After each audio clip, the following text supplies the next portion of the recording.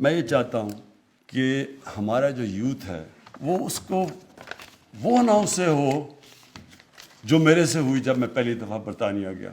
مجھے کوئی سمجھ نہیں تھی, میری کوئی گراؤنڈنگ نہیں تھی اپنے.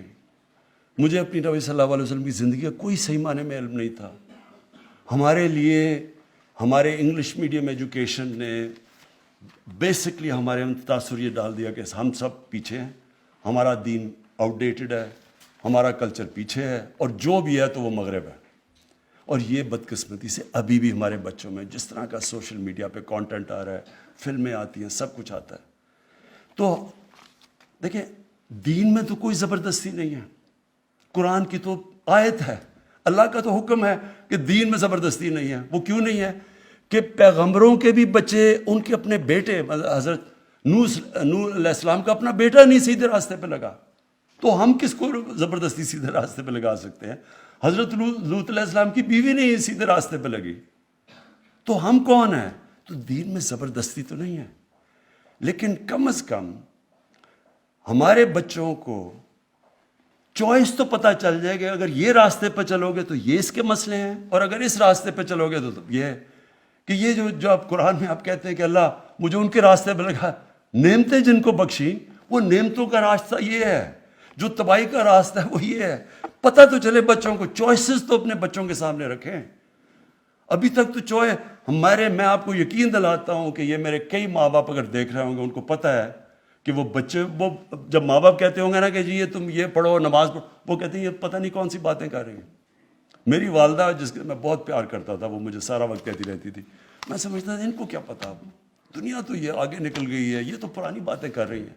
میں تو یہ اندر سے ان کے سامنے والد صاحب کے ساتھ جمعے کی نماز میں بھی چلا جاتا تھا, یہ نہیں پتا کہ نماز میں پڑھ کیا رہا ہوں, کہ مانگ رہا ہوں سیدھا راستہ اور لگا ہوں دوسرے راستے پہ. اس لیے میں چاہتا ہوں کہ ہمارے بچوں کو یہ نہ ہو. میں چاہتا ہوں کہ جو ہمارا یوتھ ہے, جو ہماری فیوچر ہے, میں چاہتا ہوں کہ میری نوجوانوں کو سب کو پتا ہو کہ ہم ہیں کیا, یہ کیوں ملک بنا تھا, جو دنیا کا تاریخ کا سب سے عظیم لیڈر نہ کبھی آیا ہے نہ کبھی آ سکتا ہے, جس کو اللہ کہہ رہا ہے اپنا رول ماڈل بناؤ. تو آپ اس کو رول ماڈل تب بنائیں گے آپ کو پتہ تو چلے کہ رول ماڈل کی صفتیں کیا تھی. آپ جب تک ان کو یہی نہیں بتائیں گے کہ وہ کیسے اٹھا کے انہوں نے ٹوٹے پھوٹے عربوں کو دنیا کی امامت کروا دی, تو لوگوں پتہ تو چلے لوگوں کو کہ وہ کیا صفتیں تھیں.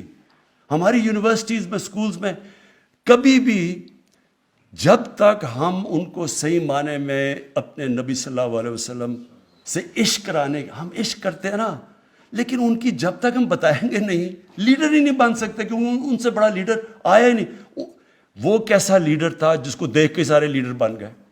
ایک کتاب ہے دی عرب کانکویسٹ, انگریز نے لکھی ہوئی ہے. وہ اس کتاب کے اندر بتاتا ہے کہ جو جنرل بنتا تھا وہ جا کے وہ کام کر دیتا تھا, یعنی کوئی سوچ ہی نہیں سکتا تھا, کسی کا نام بھی نہیں ہوتا تھا جا کے بڑا. یہ سوچ لیں کہ دنیا کی تاریخ کا خالد بن ولید شاید ہی دنیا کی تاریخ میں اتنا بڑا کوئی جنرل آیا ہو, وہ کبھی جنگ ہی نہیں ہارے تھے. حضرت عمر ان کو کہہ دیتے کہ نہیں تم چھوڑو, کسی اور کو میں کمانڈ دینے لگا ہوں. تو یہ اتنے زیادہ عظیم لوگ کیسے بن گئے؟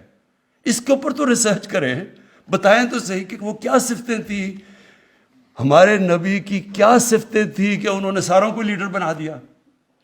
تو ہمیں تو سب سے بڑا مسئلہ ہے پاکستان میں لیڈرشپ کرائسس ہے, ہمیں تو لیڈر ہی نہیں یہاں ملتے. اب جو پاکستان سے ہوا ہے یہ لیڈرشپ کی وجہ سے یہاں پہنچے ہیں. تو ان کی جب ہم بچوں کو, نوجوانوں کو, ان کو آگے سے جب, اور یہ تو ہم دھوم دھام سے مچائیں گے, اور میں اپنے سارے ایم این ایز کو, سارے منسٹرز کو کہہ رہا ہوں کہ اس ہفتے میں آپ نے پوری طرح شرکت کرنی ہے, حصہ لینا ہے, ایک ایسا ربیع الاول بنانا ہے جو کبھی پاکستان کی تاریخ میں نہیں بنا. یہ تو لیکن آگے ہم نے اس کو اس سے بھی اوپر لے کے جانا ہے.